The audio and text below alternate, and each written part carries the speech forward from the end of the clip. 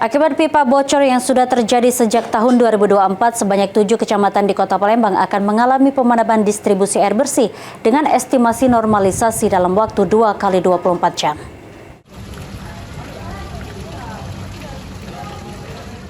Akibat kebocoran pipa berukuran 900 mm di stasiun air baku Intek Karanganyar ke IPA 3 Ilir yang terjadi sejak Agustus 2024, distribusi air bersih bagi 7 kecamatan akan dihentikan sementara.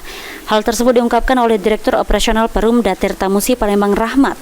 Pemadaman distribusi air bersih sendiri akan dilakukan pada Rabu 7 Mei 2025, dikarenakan proses perbaikannya dilakukan pada pukul 8 waktu Indonesia Barat dengan estimasi lama pengerjaan 12 jam. Dan normalisasi distribusi air bersih diperkirakan memakan waktu 2 kali 24 jam. Setidaknya 7 kecamatan terdampak pemadaman distribusi air bersih, yakni Kecamatan Ilir Timur 1, 2, 3, kemudian Kecamatan Kemuning, Kecamatan Kalidoni, Sako, dan Kecamatan Sematang Borang dengan total 84.261 sambungan langsung terdampak. Kalau untuk terdampak itu sebagian besar wilayah Ilir Timur 1, Ilir Timur 2, Ilir Timur 3, sebagian Kecamatan Kemuning yang arah MP Mangkunegara, Jalan Mangkunegara, Sako, Sematang Borang, atau sekitar kalau untuk pelayanan Kalidoni itu 100% pelanggannya akan terganggu, 3 Ilir,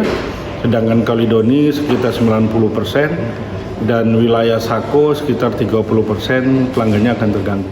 Pihak Perumda Tirtamusi sendiri meminta warga untuk menampung air sebelum pemadaman, sementara untuk kompensasinya masih belum ditetapkan. Sandi Pratama, PAL TV.